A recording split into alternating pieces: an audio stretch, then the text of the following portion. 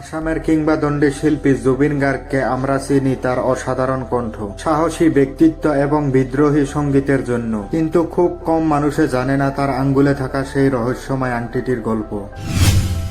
মিশরের ফারাও টুটেনখামেনের মুখ খোদাই করা সেই আংটিটি কেন সব সময় পরে থাকতেন তিনি?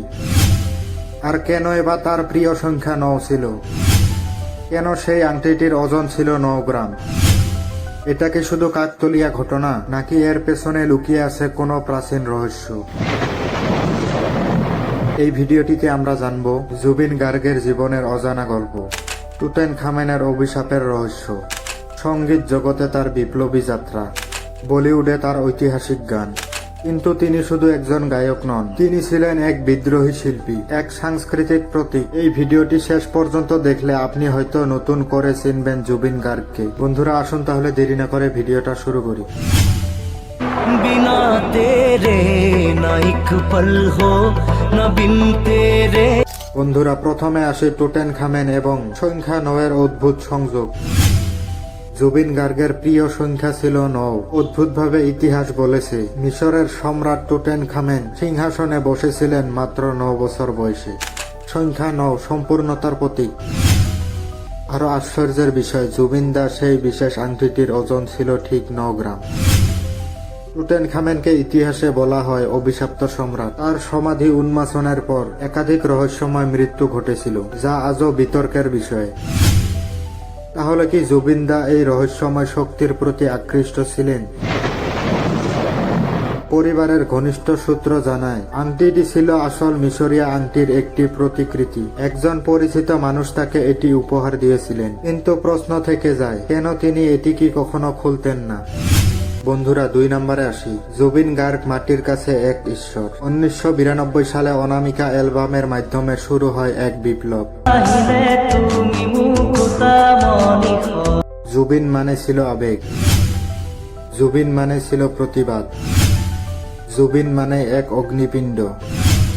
তিনি শুধু গায়ক নন, তিনি সুরকার, পরিচালক, অভিনেতা, প্রযোজক এবং সমাজে সচেতন এক কণ্ঠস্বর। শোনা যায় তিনি একদিনে 36টি গান রেকর্ড করার বিরল স্বীকৃতি গড়েছিলেন। 40টিরও বেশি ভাষায় গান গাওয়া অসাধারণ ক্ষমতা তাকে ভারতের সঙ্গীত জগতে এক অন্যান্য উচ্চতায় পৌঁছে দেয়।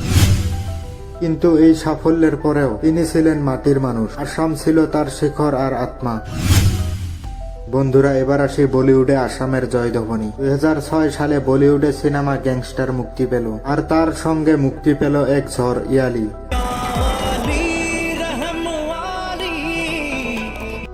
সেই গান রাতারাতি পুরো ভারতে ছড়িয়ে দিল এক নতুন নাম, জুবিন গার্গ। কিন্তু গ্ল্যামারের ঝলকানি তাকে বদলে দিতে পারেনি। তিনি কখনো তার শিকড় ভুলে যাননি, অন্যায়ের বিরুদ্ধে কণ্ঠ তুলেছে বারবার।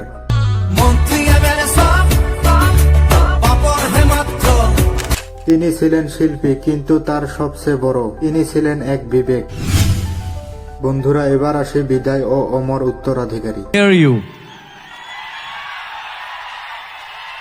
হ্যালো, কে? 19 সেপ্টেম্বর 2025 সিঙ্গাপুরে এক মর্মান্তিক দুর্ঘটনায় থেমে যায় এক অগ্নিকণ্ঠের স্পন্দন।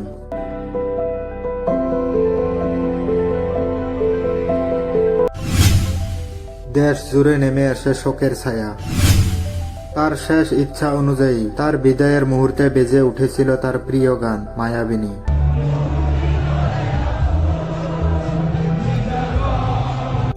তার সেই রহস্যময় আংটি আজও সংরক্ষিত আছে তার স্ত্রী গরিমা গার্গের কাছে। এটি হয়তো কেবল একটি ধাতব নয়, এটি প্রতীক আদম্য আত্মবিশ্বাসের, রহস্যময় বিশ্বাসের এবং এক অমর শিল্পীর শক্তি। জুবিন গার্গ কোনো সাধারণ মানুষ ছিলেন না, তিনি ছিলেন এক জ্বলন্ত নক্ষত্র। তার আংটিটির রহস্য হয়তো কোনোদিন পুরোপুরি জানা যাবে না, কিন্তু তার গান, তার কণ্ঠ, তার সাহস আমাদের হৃদয়ে চিরকাল বেঁচে থাকবে। আপনার চোখে জুবিন দা কেমন ছিলেন? তার কোন গানটা আপনার হৃদয়ে সবচেয়ে কাছের? কমেন্টে জানান। ভিডিওটি ভালো লাগলে একটা লাইক করুন। আরো এমন বাস্তব গল্প পেতে চ্যানেলটি সাবস্ক্রাইব করুন। দেখা হবে পরবর্তী ভিডিওতে। ধন্যবাদ।